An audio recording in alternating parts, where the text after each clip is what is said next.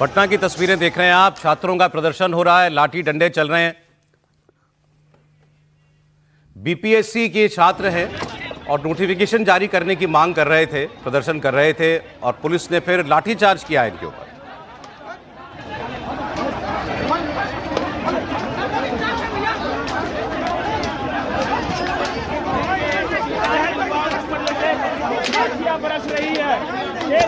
Students और police के बीच ऐसे झड़प और टकराव की खबरें अक्सर आती रहती हैं पटना से।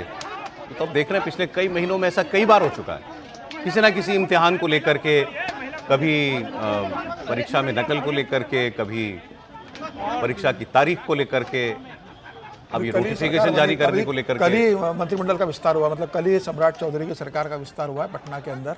और ये कुछ सिस्टमिक प्रॉब्लम्स हैं हमारे यहाँ, मतलब जो कभी दूरी नहीं होती, ऐसे खत्म नहीं हो रही। और सभी राज्यों में कुछ ना कुछ चलता ही रहता है। बिहार में तो ज़्यादा चलता है, लेकिन उत्तर प्रदेश में भी है, राजस्थान में भी है। कभी पेपर लीक को लेकर होता है, कभी भर्ती को लेकर होता है, और इस पर बहुत सरकारें सीरियस नहीं होती। आप सोचिए, बिहार के चुनावों से पहले कितना बड़ा वो प्रदर्शन भी किया था, प्रशांत किशोर और सब छात्र आ गए थे, लेकिन कोई समस्या का हल तो कुछ होता नहीं। यादव लेट गए थे सड़क पे आके, लेट गए थे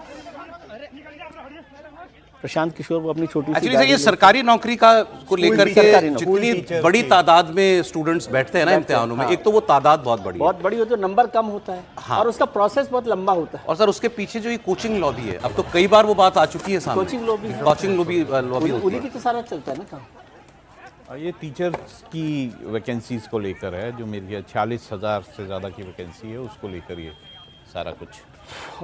एक बात बताना, तो इम्तिहान कराएं, जो भी तरीका है इम्तिहान, मतलब और उसकी जो प्रक्रिया होती है पूरी, सारे स्टेप्स उसके पूरे किए जाएं। सर वहाँ पर दो है, एक जो कॉलेजेस में लेक्चरशिप का जो होता है अपॉइंटमेंट, वो जो प्रक्रिया है वो तो अद्भुत है।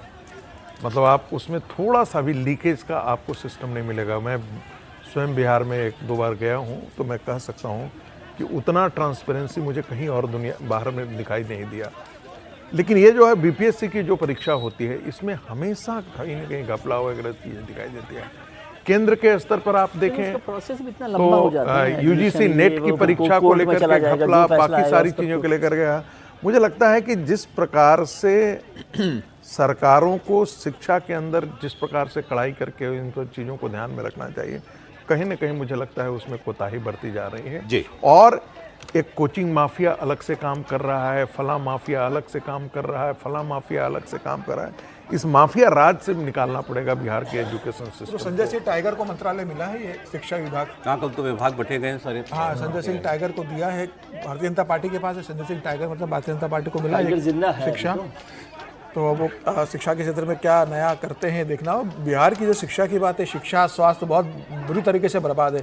पहले मंगल पांडे स्वास्थ्य मंत्रालय थे, तो मंगल पांडे को लेकर जिस तरीके से मैथिली ठाकुर ने विधानसभा के अंदर हेल्थ को लेकर प्रश्न उठाया था, अस्पतालों की दुर्दशा का जिक्र किया था, मंत्री ने बयान दिया। मंगल पांडे उनकी पार्टी के विधायक मंत्री तो उस पर संतुष्ट नहीं हुई थी, बड़ा बवाल मचा था। अब मंगल पांडे मंत्री नहीं बने, अब स्वास्थ्य मंत्रालय दे दिया नीतीश कुमार के बेटे को। अब वो वहाँ का बिहार का स्वास्थ्य मंत्रालय देख रहे हैं। अब टाइगर साहब क्या करते हैं एजुकेशन में, देखने वाली बात होगी। अब सरकार बनी है, मंत्रालय के काम बटे हैं, अब आज 4 संभालेंगे सब, तो सुनवाई होगी। लेकिन बिहार में ये बड़ा बवाल हमेशा होता रहा है, ऐसा कभी नहीं रहा कि बिहार में नहीं हुआ है। लंबे समय से छात्र किसी न किसी मामले को लेकर सड़कों पर उतरते रहे, चाहे वो पेपर लीक का मामला हो, चाहे नौकरी का मामला हो, नौकरी में नियुक्ति देरी से मिलने का मामला हो, एग्जाम को लेकर तमाम तरह की चीज़ें होती रही है। तो मुझे लगता है कि यूपी मॉडल अपनाना चाहिए बिहार सरकार को। यूपी में जिस तरीके से पहले होता था, योगी सरकार ने बाद में जिस तरीके से यूपी में एक बेहतर व्यवस्था सुनिश्चित कर दी कि कोई पेपर लीक नहीं होता, एग्जाम होती तो 90 दिन के अंदर परिणाम आ जाता है, तुरंत नियुक्तियाँ जारी होती है। अब पूरा पारदर्शी योगी सरकार ने उत्तर प्रदेश में जिस तरीके से कर दिया है, मुझे लगता है कि बिहार सरकार को भी यूपी सरकार का मॉडल शिक्षा के क्षेत्र में योगी जी को फॉलो करना चाहिए और इसका समस्या का परमानेंट सॉल्यूशन निकालना चाहिए, स्थायी समाधान निकालना चाहिए। योगी जी ने बहुत शानदार तरीके से उत्तर प्रदेश के अंदर जिस तरीके से शिक्षा के क्षेत्र में एक समस्या का समाधान निकाला है, बिहार को भी उसी की ज़रूरत है इस समय। देखिए, इसमें घपला कहाँ होता है, जो सेंटर्स होते हैं, ये एग्जामिनेशन सेंटर, ये घपले की जड़ है। जब सेंटर कंप्रोमाइज होगा और शिक्षा माफिया के हाथ में आएगा, तो वहाँ OMR जो पत्र होता है और जो कंप्यूटर से एजुकेशन ये एग्ज़ाम कराने की जो बात चल गई है, उसमें सबसे ज़्यादा घपले का ये होता है।